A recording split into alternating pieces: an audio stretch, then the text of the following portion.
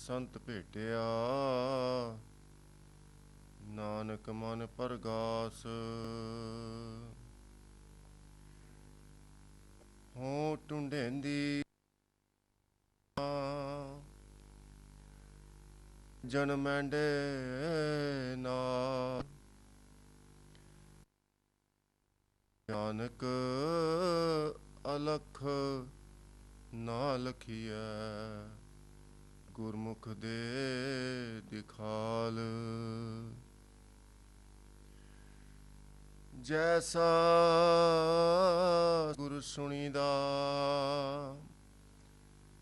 तैसो ही मैं डीठ।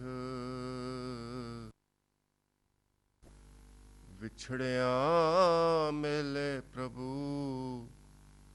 हर दरगे का बसीठ। विछड़िया मेले प्रभु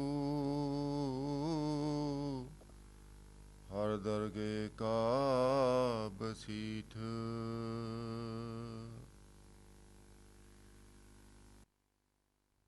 ही महला तीजा काया कामण अत सवालियो पीर वसै जिस नाले। पीर सच्चे ते सदा सुहागण गुरु का शब्द संभाले। काया कामण अत सुहालियो पिर वसै जिस नाले।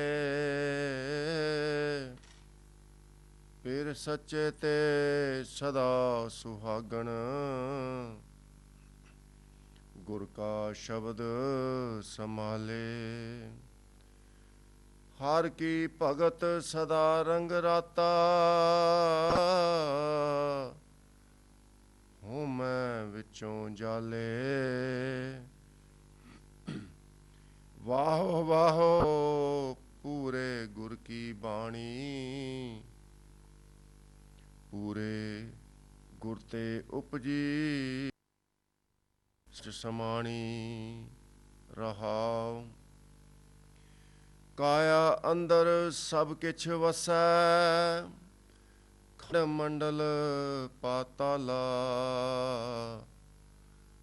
काया अंदर जग जीवन दाता वसै सबना करे प्रतिपाला।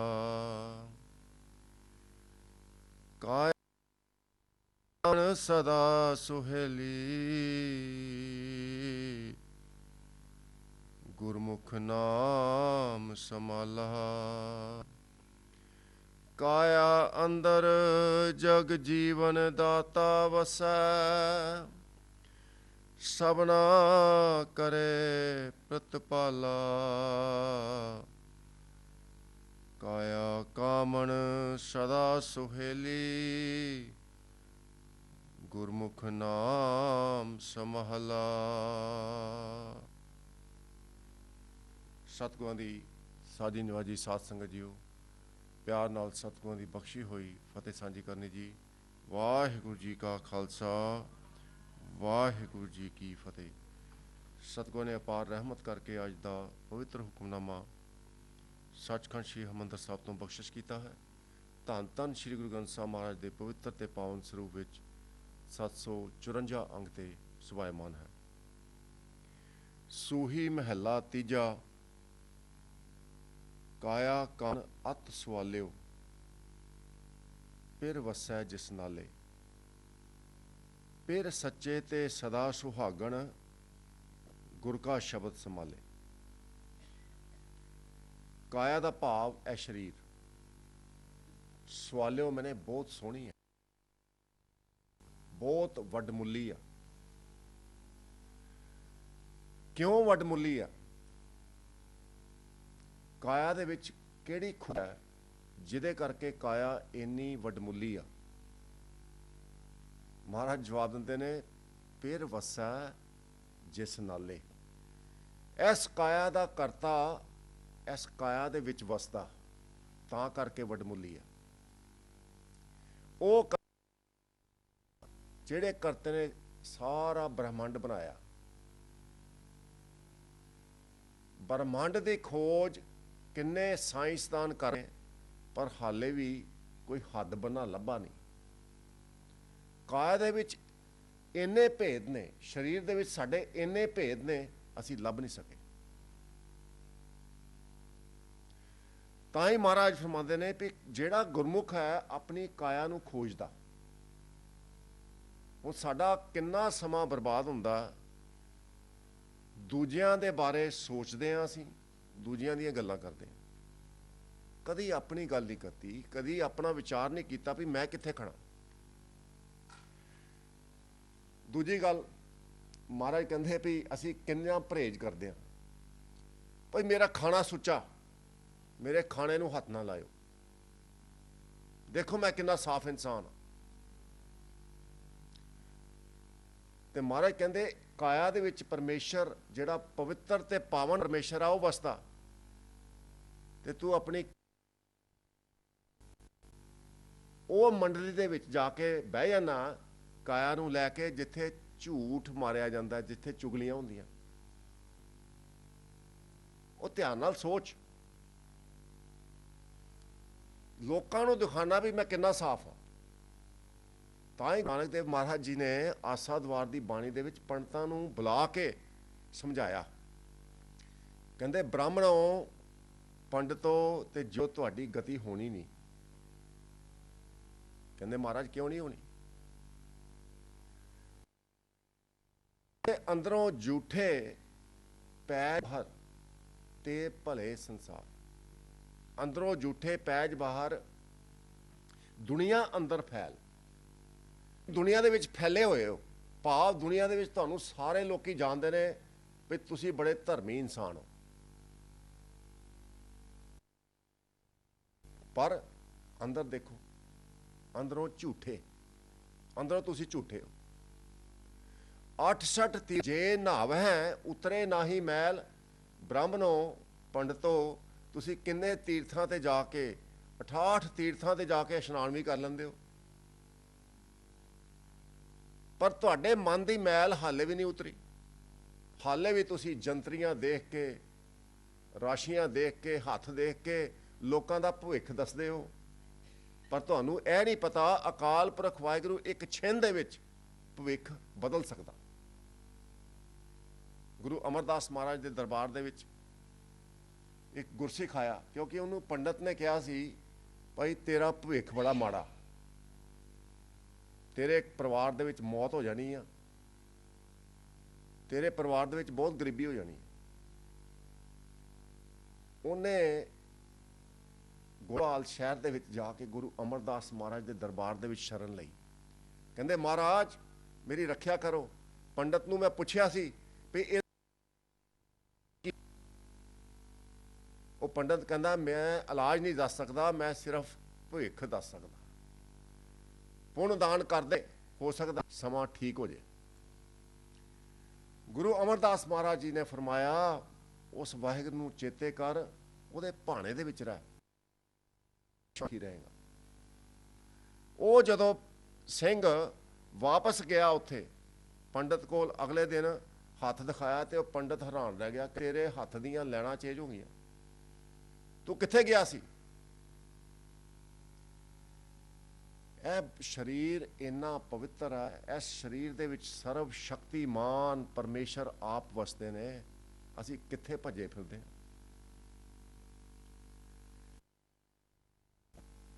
ਮਹਾਰਾਜ ਬੜੇ ਪਿਆਰ ਦੇ ਨਾਲ ਸਾਨੂੰ ਸਮਝਾਉਂਦੇ ਨੇ।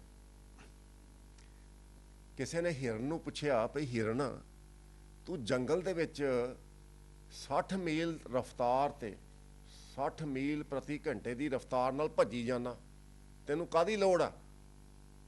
ਤੂੰ ਹੁਣੇ ਖਾਣਾ ਖਾ ਕੇ ਹਟਿਆ। ਉਹ ਕਹਿੰਦਾ ਜੀ ਇੱਕ ਸੁਗੰਧ ਹੀ ਬੜੀ ਆ ਰਹੀ ਹੈ ਸੋਹਣੀ, ਕਸਤੂਰੀ ਦੀ ਸੁਗੰਧ ਆਉਂਦੀ ਆ, ਮੈਂ ਉਹਨੂੰ ਲੱਭਣਾ ਚਾਹੁੰਦਾ, ਤੇ ਉਹ ਲੱਭ ਗਈ ਤੇ ਮੈਂ ਆਰਾਮ ਨਾਲ ਬਹਿ ਜਾਣਾ, ਮੈਨੂੰ ਆਨੰਦ ਆ ਜਾਏ। ਹਿਰਨ ਨੂੰ ਸਮਝਾਇਆ ਭਈ ਜਿਹੜੀ ਕਸਤੂਰੀ ਦੇ ਮਗਰ ਤੂੰ ਭਜਦਾ ਉਹ ਤਾਂ ਤੇਰੇ ਅੰਦਰ ਹੀ ਹੈ। ਘਰ ਹੀ ਮੈਂ ਅੰਮ੍ਰਿਤ ਭਰਪੂਰ ਹੈ, ਮਨਮੁਖਾ ਸਾਧ ਨਾ ਆਇਆ, ਜਿਉ ਕਸਤੂਰੀ ਮਿਰਗ ਨਾ ਜਾਣੇ, ਭਰਮ ਦਾ ਭਰਮ ਭੁਲਾਇਆ। ਧੰਨ ਧੰਨ ਗੁਰੂ ਅਮਰਦਾਸ ਜੀ ਮਹਾਰਾਜ ਫਰਮਾਉਂਦੇ ਨੇ ਭਈ ਸਰੀਰ ਦੇ ਵਿੱਚ ਕਸਤੂਰੀ ਆ ਤੇ ਹਿਰਨ ਫਿਰਦਾ। ਦੇਖੋ ਸਾਧ ਸੰਗਤ ਜੀ, ਸਾਡੀ ਸੋਚ ਨਹੀਂ। ਦੇਖੋ ਇੱਕ ਉਦਾਹਰਣ ਹੈ ਜਿਹਦਾ ਹੋ ਸਕਦਾ ਗੱਲ ਪਕੜ ਦੇ ਵਿੱਚ ਆ ਜਾਏ। ਅਸੀਂ ਕਹਿੰਦੇ ਆ ਵੀ ਸਰਦੀਆਂ ਦੇ ਹੁਣ ਦਿਨ ਆ ਗਏ ਨੇ, ਕੋਈ ਰਜਾਈ ਗਰਮ ਲਿਆਓ। ਫਿਰ ਅਸੀਂ ਜਾਂਦੇ ਆ ਸ਼ਾਪਿੰਗ ਸੈਂਟਰ ਜਾ ਕੇ, ਕਹਿੰਦੇ ਗਰਮ ਰਜਾਈ ਦਿਓ ਭਾਈ। ਮਾਫ ਕਰਨਾ, ਰਜਾਈ ਗਰਮ ਨਹੀਂ ਆ। ਸਰੀਰ ਦੀ ਗਰਮੀ ਤੁਹਾਨੂੰ ਠੰਡ ਤੋਂ ਬਚਾਉਂਦੀ ਆ। ਇਹਦਾ ਭਾਵ ਗਰਮੀ ਸਰੀਰ ਦੇ ਵਿੱਚ ਆ। ਪ੍ਰਯੋਗ ਕਰਦੇ ਆ ਵੀ ਰਜਾਈ ਦੇ ਨਾਲ ਸਰੀਰ ਦੀ ਗਰਮੀ ਸਰੀਰ ਦੇ ਵਿੱਚ ਰਹਿ ਜਾਏ। ਐਸੇ ਤਰ੍ਹਾਂ ਪਰਮੇਸ਼ਰ ਸਾਡੇ ਅੰਦਰ ਆ, ਤੇ ਜੇ ਅਸੀਂ ਗੁਰਬਾਣੀ ਆਈ ਆਲੇ ਦੁਆਲੇ ਓੜ ਲਈਏ ਤੇ ਫਿਰ ਤਾਤੀ ਬਾਵ ਨ ਲੱਗਈ, ਪਾਰ ਬ੍ਰਹਮ ਸ਼ਰਨਾਈ, ਚੋ ਗਿਰਦ ਹਮਾਰੇ ਕਾਰ, ਦੁੱਖ ਲਗੇ ਨਾ ਭਾਈ। ਫਿਰ ਦੁੱਖ ਨਹੀਂ ਲੱਗਣਾ। ਪਰਮੇਸ਼ਰ ਸਾਡੇ ਅੰਦਰ ਹੈ, ਅਸੀਂ ਸੁੱਖ ਭਾਲਦੇ ਹਾਂ ਬਾਹਰ। ਇਹੀ ਵੱਡੀ ਮੁਸੀਬਤ ਹੈ। ਗੁਰੂ ਮਹਾਰਾਜ ਫਰਮਾਉਂਦੇ ਨੇ ਜਿਹੜੇ ਵਾਹਿਗੁਰੂ ਦੇ ਭਗਤ ਨੇ, ਹਰ ਕੀ ਭਗਤ ਸਦਾ ਰੰਗ ਰਾਤਾ, ਹੋਮੈ ਵਿੱਚੋਂ ਜਲੈ। ਗੁਰਬਾਣੀ ਦੀ ਕਾਰ ਤਾਂ ਕੰਮ ਕਰੇਗੀ ਜਦੋਂ ਹਿਰਦੇ ਵਿੱਚੋਂ ਹੋਮੇ ਦੂਰ ਹੋ ਜਾਏ। ਹੋਮੇ ਐਦਾਂ ਸਮਝਿਓ ਸਾਧ ਸੰਗਤ ਜੀ, ਜਿੱਦਾਂ ਤੁਸੀਂ ਕਿਸੇ ਕਿਸ਼ਤੀ ਦੇ ਵਿੱਚ ਜਾਂਦੇ ਆ ਸਮੁੰਦਰ ਦੇ ਵਿੱਚ। ਇੱਕ ਉਦਾਹਰਣ ਹੈ ਪਰ ਗੱਲ ਸਮਝ ਆ ਜਾਏਗੀ। ਜਦੋਂ ਅਸੀਂ ਕੋਈ ਹੋਮੇ ਦੀ ਗੱਲ ਕਰਾਂਗੇ ਨਾ, ਐਦਾਂ ਸਮਝ ਦੇ ਜਾਂ ਬੇੜੇ ਦੇ ਥੱਲੇ ਇੱਕ ਮੋਰੀ ਹੋ ਗਈ। ਜਿੰਨੀ ਵਾਰੀ ਅਸੀਂ ਹੋਮੇ ਦੀ ਕੋਈ ਗੱਲ ਕਰਾਂਗੇ ਵੀ ਮੇਰਾ ਪਰਿਵਾਰ ਬੜਾ ਚੰਗਾ ਭਾਈ, ਭਾਈ ਮੈਨੂੰ ਨਾਮ ਜਪਣਾ ਆਉਂਦਾ, ਮੈਂ ਅੰਮ੍ਰਿਤਧਾਰੀ ਹਾਂ, ਬਾਕੀ ਤੇ ਸਾਰੇ ਐਵੇਂ ਹੀ ਮਨਮੁਖ ਦੁਨੀਆ 'ਚ ਤੁਰਦੇ ਫਿਰਦੇ ਆ। ਕੋਈ ਹੋਮੇ ਦੀ ਗੱਲ ਕਰੋਗੇ, ਐਦਾਂ ਜਾਣੋ ਭਈ ਉਹ ਬੇੜੇ ਦੇ ਵਿੱਚ ਇੰਨਾ ਵੱਡਾ ਛੇਕ ਹੋ ਗਿਆ ਥੱਲੇ। ਤੇ ਸਾਧ ਸੰਗਤ ਜੀ, ਇੱਕ ਦਿਨ ਬੇੜਾ ਡੁੱਬੇਗਾ ਹੀ ਤੇ ਡੁੱਬ ਜਾਣਾ। ਮਹਾਰਾਜ ਨੇ ਬਾਣੀ ਦੇ ਵਿੱਚ ਐਗਜ਼ਾਮਪਲ ਦਿੱਤੀ ਆ। ਕਹਿੰਦੇ ਜਦੋਂ ਮੇਰੇ ਮਨ ਦੇ ਵਿੱਚ ਕਾਮ, ਕ੍ਰੋਧ, ਲੋਭ, ਮੋਹ, ਅਹੰਕਾਰ ਦੀ ਭਾਂਦੀ ਆ, ਮੈਨੂੰ ਐਦਾਂ ਪ੍ਰਤੀਤ ਹੁੰਦਾ ਮੇਰੇ ਬੇੜੇ ਦੇ ਵਿੱਚ ਛੇਕ ਹੋ ਗਿਆ ਥੱਲੇ। ਤਾਂ ਕਰਕੇ ਹੋਮੇ ਨੂੰ ਫਾੜਨਾ ਪਏਗਾ। ਕਿੱਦਾਂ ਸੜੇਗੀ ਹੋਮੇ? ਹਰ ਕੀ ਭਗਤ ਸਦਾ ਰੰਗ ਰਾਤਾ, ਜਿਨ੍ਹਾਂ ਨੇ ਭਾਵ ਆਪਣੀ ਸੂਰਤ ਸ਼ਬਦ ਨਾਲ ਜੋੜ ਲਈ। ਹੁਣ ਭਗਤ ਦੀ ਵੀ ਜਿਹੜੀ ਡੈਫੀਨੇਸ਼ਨ ਜਾਂ ਪਰਿਭਾਸ਼ਾ ਜਾਣ ਲਓ। ਅਸੀਂ ਕਹਿੰਦੇ ਆ ਵੀ ਇਹ ਬੰਦਾ ਸਵੇਰੇ ਆਂਦਾ 4 ਵਜੇ ਗੁਰਦੁਆਰੇ, ਬੜਾ ਭਗਤ ਆ। ਭਗਤ ਦਾ ਮਤਲਬ ਇਹ ਹੁੰਦਾ ਜੁੜਿਆ ਹੋਇਆ, ਜਿਹਦੀ ਸੁਰਤ ਓਂਕਾਰ ਸ਼ਬਦ ਜੋ ਬ੍ਰਹਮੰਡ ਦੇ ਵਿੱਚ ਗੂੰਜਦਾ ਉਹਦੇ ਵਿੱਚ ਜੁੜ ਗਈ, ਜਿਹਦੀ ਅਣਹਦ ਨਾਦ ਦੇ ਵਿੱਚ ਸੁਰਤ ਜੁੜ ਗਈ। ਸ਼ਬਦ ਗੁਰੂ ਸੁਰਤ ਧੁਨ ਚੇਲਾ, ਉਹੀ ਭਗਤ ਆ। ਸਵੇਰੇ 4 ਵਜੇ ਗੁਰਦੁਆਰੇ ਆਂਦਾ, ਬਹੁਤ ਚੰਗਾ ਕੰਮ ਕਰਦਾ ਸਿੰਘ, ਸਿਮਰਨ ਕਰਦਾ, ਬਹੁਤ ਵਧੀਆ ਗੱਲ ਆ। ਮਹਾਰਾਜ ਕਹਿੰਦੇ ਹਾਲੇ ਸ਼ਬਦ ਤੇ ਸੁਣਿਆ ਹੀ ਨਹੀਂ।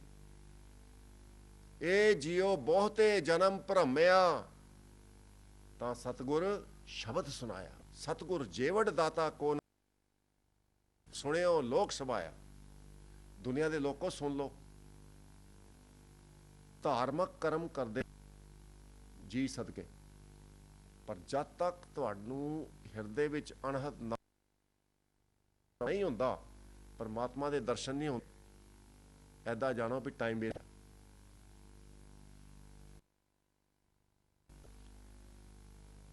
ਇਹ ਸਮਝ ਕਿੱਥੋਂ ਪ੍ਰਾਪਤ ਹੁੰਦੀ ਸਾਧ ਸੰਗਤ ਜੀ? ਵਾਹੋ ਵਾਹੋ ਪੂਰੇ ਗੁਰ ਕੀ ਬਾਣੀ। ਮੇਰੇ ਗੁਰੂ ਦੀ ਬਾਣੀ ਰੂਪ ਹੈ। ਪੂਰੇ ਗੁਰ ਤੇ ਉਪਜੀ ਸਾਚ ਸਮਾਣੀ। ਪੂਰੇ ਗੁਰੂ ਦੇ ਹਿਰਦੇ ਵਿੱਚੋਂ ਇਹ ਬਾਣੀ ਆਈ ਆ। ਤੇ ਬਾਣੀ ਦਾ ਆਬਜੈਕਟਿਵ ਕੀ ਆ, ਉਦੇਸ਼ ਕੀ ਆ। ਬਾਣੀ ਪੜ੍ਹ ਕੇ, ਸੁਣ ਕੇ, ਅਮਲ ਕਰਕੇ ਸੱਚ ਦੇ ਵਿੱਚ ਸਮਾ ਜਾਣਾ, ਇਹ ਆਬਜੈਕਟਿਵ ਆ, ਇਹ ਨਿਸ਼ਾਨਾ। ਜੀਵਨ ਦੇ ਵਿੱਚ ਸੱਚ ਹੋਏ, ਹਮੇਸ਼ਾ ਜੋ ਮੂੰਹ ਦੇ ਵਿੱਚੋਂ ਸ਼ਬਦ ਨਿਕਲਦੇ ਸਾਡੇ, ਆਪ ਵੀ ਅਸੀਂ ਜੁੜ ਜਾਈਏ ਤੇ ਦੂਜੇ ਲੋਕ ਵੀ ਸੱਚ ਨਾਲ ਜੁੜ ਜਾਣ। ਇਹ ਇੱਕ ਗੁਰਮੁਖ ਦੀ ਪਹਿਚਾਣ ਹੈ, ਇੱਕ ਭਗਤ ਦੀ ਪਹਿਚਾਣ। ਸਰੀਰ ਦੇ ਵਿੱਚ ਸਾਧ ਸੰਗਤ ਜੀ ਬੜੇ ਭੇਦ ਜੇ। ਗੁਰੂ ਮਹਾਰਾਜ ਨੇ ਦੱਸਿਆ ਅੱਜ ਹੁਕਮਨਾਮੇ ਦੇ ਵਿੱਚ, ਹੁਕਮਨਾਮੇ ਦੇ 8 ਅੰਗ ਨੇ, ਪਰ ਸਮੇਂ ਨੂੰ ਮੈਂ ਜਦੋਂ ਦੇਖਦਾ ਘੜੀ ਬੜੀ ਰਫ਼ਤਾਰ ਨਾਲ ਅੱਗੇ ਜਾ ਰਹੀ ਹੈ। ਪਰ 2 ਮਿੰਟਾਂ ਦੇ ਵਿੱਚ ਅਸੀਂ ਪੰਜਾਬੀ ਦੇ ਵਿੱਚ ਅਨੁਵਾਦ ਕਰਕੇ ਕਰਨ ਦੀ ਕੋਸ਼ਿਸ਼ ਕਰਨੀ ਆ। ਮਾਏ ਕਹਿੰਦੇ ਇਹ ਸਰੀਰ ਦੇ ਵਿੱਚ ਖੰਡ ਮੰਡਲ ਤੇ ਪਤਾਲ ਨੇ, ਇੱਕ ਅੰਦਰ ਸਭ ਕੁਛ ਵਸੈ, ਖੰਡ ਮੰਡਲ ਪਤਾਲਾ, ਕਾਇਆ ਅੰਦਰ ਜਗ ਜੀਵਨ ਦਾਤਾ ਵਸੈ, ਸਭਨਾ ਕਰੇ ਪ੍ਰਤਪਾਲਾ। हे ਇਨਸਾਨ, ਤੇਰੇ ਅੰਦਰ ਜਗ ਜੀਵਨ ਦਾਤਾ, ਜਿਹਨੇ ਤੈਨੂੰ ਜੀਵਨ ਬਖਸ਼ਿਆ, ਉਹ ਤੇਰੇ ਅੰਦਰ ਹੈ, ਤੇਰੀ ਪ੍ਰਤਪਾਲਨਾ ਕਰਦਾ। ਸੰਗ ਸੋ ਆਵੇ ਨਾ ਚੀਤ, ਜਿਹੜਾ ਤੇਰੇ ਨਾਲ ਹੈ ਉਹ ਚਿੱਤ ਦੇ ਵਿੱਚ ਨਹੀਂ ਆਂਦਾ। ਪੁੱਤ ਤੇਰਾ ਇੰਡੀਆ ਗਿਆ, ਪੁੱਤ ਨੂੰ ਫੋਨ ਕਰਦਾ ਫਿਰਦਾ। ਪਰਿਵਾਰ ਦਾ ਕੋਈ ਜੀ ਇੰਡੀਆ ਚਲਾ ਜਾਏ, ਦਿਨ ਦੇ ਵਿੱਚ ਕਿੰਨੀ ਵਾਰੀ ਫੋਨ ਕਰਨੇ ਆ, ਕਿੱਥੇ ਆ, ਠੀਕ ਆ ਤੂੰ। ਪਰ ਮਹਾਰਾਜ ਕਹਿੰਦੇ ਜਿਹੜੇ ਅਕਾਲ ਪੁਰਖ ਵਾਹਿਗੁਰੂ ਨੇ ਤੈਨੂੰ ਜੀਵਨ ਬਖਸ਼ਿਸ਼ ਕੀਤਾ, ਤੇਰੇ ਅੰਦਰ ਹੈ, ਤੇਰੀ ਪ੍ਰਤਪਾਲਨਾ ਕਰਦਾ, ਉਹਨੂੰ ਕਦੇ ਚੇਤੇ ਵੀ ਨਹੀਂ ਕਰਦਾ। ਅੰਗ ਸਹਾਈ ਸੋ ਆਵੇ ਨਾ ਚੀਤ, ਜੋ ਬਹਿਰਾਈ ਤਾਂ ਸਿਓ ਪ੍ਰੀਤ, ਬਲੂਆ ਕੇ ਗ੍ਰਹਿ ਭੀਤਰ ਬਸੈ। ਕਿੱਥੇ ਵਸਦਾ ਤੂੰ? ਰੇਤ ਦੇ ਘਰ ਦੇ ਵਿੱਚ। ਕਿਉਂ ਕਿਹਾ ਮਹਾਰਾਜ ਨੇ ਦੁਨੀਆ ਨੂੰ ਰੇਤ ਦਾ ਘਰ? ਵੀ ਪਤਾ ਨਹੀਂ ਕਦੋਂ ਢਹਿ ਜਾਏ। ਥੋੜੀ ਜਿਹੀ ਹਵਾ ਆ ਗਈ, ਥੋੜਾ ਜਿਹਾ ਪਾਣੀ ਆ ਗਿਆ, ਢਹਿ ਗਿਆ।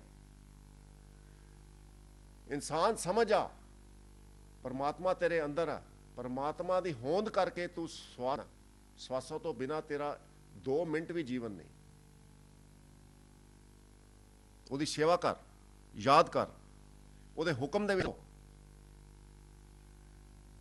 ਕਾਇਆ ਅੰਦਰ ਆਪ ਵਸੈ, ਅਲਖ ਨਾ ਲਖਿਆ ਜਾਈ। ਹੁਣ ਕਾਇਆ ਦੇ ਵਿੱਚ ਵਸਦਾ, ਮਹਾਰਾਜ ਕਹਿੰਦੇ ਸਾਨੂੰ ਤੇ ਦੱਸਦਾ। ਮਨਮੁਖ ਮੁਗਧ ਬੂਝੇ ਨਾਹੀ, ਬਾਹਰ ਭਾਲਣ ਜਾਈ। ਜਿਹੜਾ ਮਨਮੁਖ ਹੈ ਉਹਨੂੰ ਪਤਾ ਹੀ ਨਹੀਂ ਲੱਗਦਾ, ਉਹ ਬਾਹਰ ਦੇ ਖੁਸ਼ੀ ਨੂੰ ਲੱਭਦਾ। ਕਦੀ ਸਿਨੇਮਾ ਚਲਾ ਜਾਂਦਾ, ਕਦੀ ਕਿਤੇ ਸ਼ਰਾਬਖਾਨੇ ਦੇ ਵਿੱਚ ਚਲਾ ਜਾਂਦਾ, ਕਦੀ ਕੋਈ ਗੇਮ ਖੇਡਣ ਚਲਾ ਜਾਂਦਾ। ਕਈ ਬੰਦੇ 60 ਸਾਲ ਦੇ ਹੋਏ ਸਾਧ ਸੰਗਤ ਜੀ, ਉਹ ਗੋਲਫ ਖੇਡੀ ਜਾਂਦੇ ਆ। ਖੇਡਣੀ ਚਾਹੀਦੀ ਆ, ਪਰ 24 ਘੰਟਿਆਂ ਦੇ ਵਿੱਚੋਂ 10% ਫੀਸ ਦੀ। 2.5 ਘੰਟੇ ਤੇ ਵਾਹਿਗੁਰੂ ਨੂੰ ਯਾਦ ਕਰ ਲਓ, 2.5 ਘੰਟੇ ਤੇ ਪਰਮੇਸ਼ਰ ਦੀ ਯਾਦ ਦੇ ਵਿੱਚ ਬੈਠੋ, ਕੁਛ ਕਰੋ। ਜਦ ਤੱਕ ਅਸੀਂ ਨਿਸ਼ਕਾਮ ਨਹੀਂ ਹੋਵਾਂਗੇ, ਤਦ ਤੱਕ ਜੀਵਨ ਸਫਲ ਨਹੀਂ ਹੋ ਸਕਦਾ। ਸੋ ਗੁਰੂ ਮਹਾਰਾਜ ਕਿਰਪਾ ਕਰਦੇ ਨੇ, ਸਤਿਗੁਰ ਸੇਵੇ ਸਦਾ ਸੁਖ ਪਾਏ, ਸਤਿਗੁਰ ਅਲਖ ਦਿੱਤਾ ਦਿਖਾਈ। ਅਲਖ ਦਿੱਤਾ ਲਖਾਈ, ਲਖਾਣਾ ਭਾਵ ਦਿਖਾ ਦੇਣਾ। ਜਿਨ੍ਹਾਂ ਨੇ ਸਤਿਗੁਰੂ ਦੀ ਸੇਵਾ ਕੀਤੀ ਹੈ, ਸਤਿਗੁਰੂ ਜੀ ਦਾ ਹੁਕਮ ਮੰਨਿਆ, ਮਾਏ ਹਮੇਸ਼ਾ ਸੁਖੀ ਰਹਿਣਗੇ।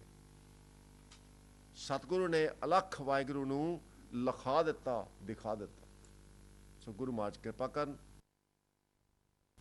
ਗੋਬਿੰਦ ਮਿਲਨ ਕੀ ਇਹ ਤੇਰੀ ਬਰੀਆ, ਅਵਰ ਕਾਜ ਤੇਰੇ ਕਿਤੇ ਨਾ ਕਾਮ, ਮਿਲ ਸਾਧ ਸੰਗਤ ਭਜ ਕੇਵਲ ਨਾਮ। ਕੁਝ ਸ਼ਬਦ ਨਾਲ ਅੰਗਰੇਜ਼ੀ ਦੇ ਵਿੱਚ ਉਚਾਰ ਸ਼ਰਵਣ ਕਰਨਾ ਜੀ।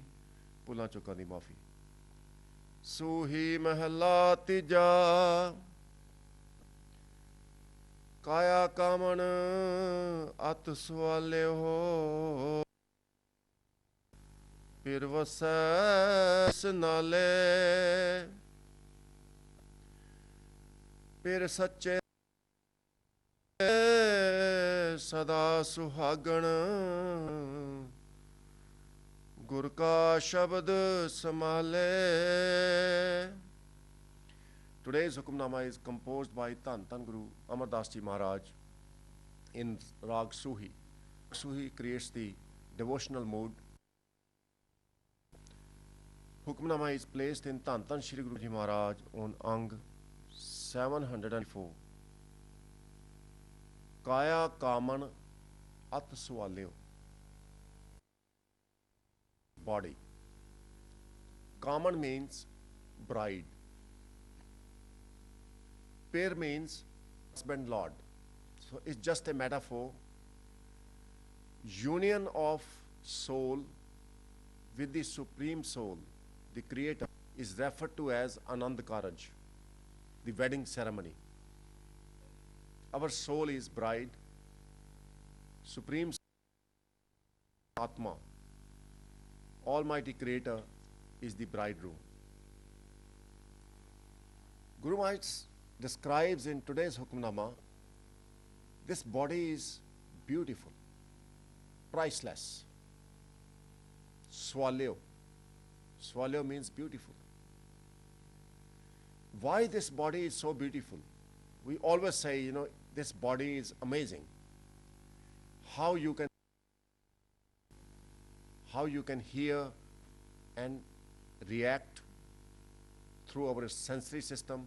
We can smell, we can taste, we have taste buds. Our tongue enjoys talking. Our ears enjoy listening to music. How this body functions is just incredible. It's amazing. But Guru Maharaj is blessing us with the wisdom. This body is amazing. Why? The reason, the creator of the body resides within the body. Make that creator your true savior. It's quite difficult. Kaya kaman at swalyo pir vasai jis nalai. Pir sache te sada suhagan gur ka shabad samal. Vaheguru is formless. You can't see Vaheguru. But there is a principle of this body, this creation. When you look at food, your mouth starts watering. Why? Because taste buds release that liquid that as soon as you put the food in the mouth, that liquid helps to digest the food. It's amazing. Amazing how body works. When you are in a situation, you are scared. Your body creates the chemicals within the body, which makes you alert. Similarly, when the food goes down the food pipe, the acid is created in the body. That's why when you have chewing gum, you feel acidic. Because by eating by chewing the chewing gum, your body thinks that you are eating food and it starts generating the acid. This body is amazing. But Guru Maharaj reveals this body is priceless because the Almighty, all-powerful Vaheguru resides within the body. You can consult Vaheguru for everything, every problem in your life. More importantly, this life has been given to you to realize Vaheguru. Gobind milan ki eh teri bariya. Our taste changes. When you are very young, like certain type of food. Your interests are different. Your hobbies are different. When you grow a bit older, your tastes change. Your interests change. Your hobbies change. The purpose of hobby is something that gives you buzz. Wow.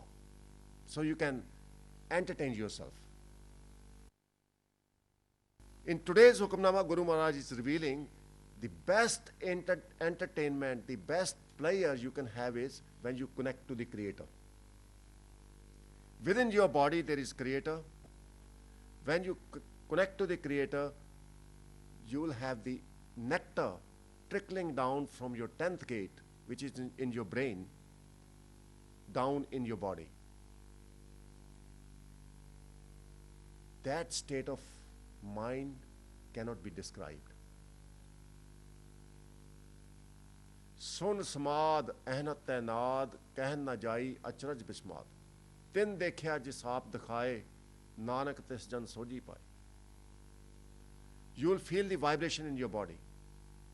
With that vibration and with that nectar trickling down your body, there is nothing in this world that can compare with it. That's the supreme player. That's what we are here for in this human life. Once we experience that, we become selfless. Yes. We become truthful. We feel fulfilled, absolutely content. These are the signs that experienced God's presence within the body. Like Bhai Kanhaiya ji. Bhai Kanhaiya ji sees God in everybody, in every little tiny particle. Feels so compassionate. Bhai Kanhaiya ji goes to the battlefield and feeds the wounded enemy. You know the story. It's easy, the story, but it's so difficult to practice. People who annoy you, people who upset you, to wish well for them is a difficult task. That's why Guru Maharaj has revealed in the Bani, Akhan jiva visra mar jao, akhan okha sacha nao. Sache naham ki laga pukh, ut pukhe khaye chaliye du. But if you try that, if you practice that, you will be ever so happy in your life. Now, Satsanga ji, amazing example. In the winter, you go out to buy the warmest quilt. You say, I want the warm quilt. Apology. Quilt is not warm. Your body contains the heat. The purpose of quilt is to insulate the heat in your body. That is it. Similarly, God is within. The purpose of Gurbani is to insulate our body against the Maya, because Maya is very tempting. All you are doing is, by reading Gurbani, by practicing Gurbani, in your eyes, you're putting a filter in front of your eyes, what you can see, what you can't see. You're putting the filter in your ears, what you should hear and what you shouldn't. So Gurbani acts like a filter, so we can focus inside. Think about the Creator. All comes. Guru Maharaj praises the Satguru. Vaho vaho pure gur ki bani. Pure gurte upji sach. The purpose of Gurbani is that you merge with the truth. That is it. All those qualities, being full, content, selfless, being compassionate, tolerant, this comes from practice of Gurbani. Then you can see Vaheguru in everyone. Kat kat mein har ju basai, santan ke ho pukar. Guru Maharaj says, once you tune your mind to the divine word Omkar, the Anhat Naad, you will see God everywhere. Have a great day. प्यार ना फतेह सांझी का खालसा वाहिगुरु जी की फतेह.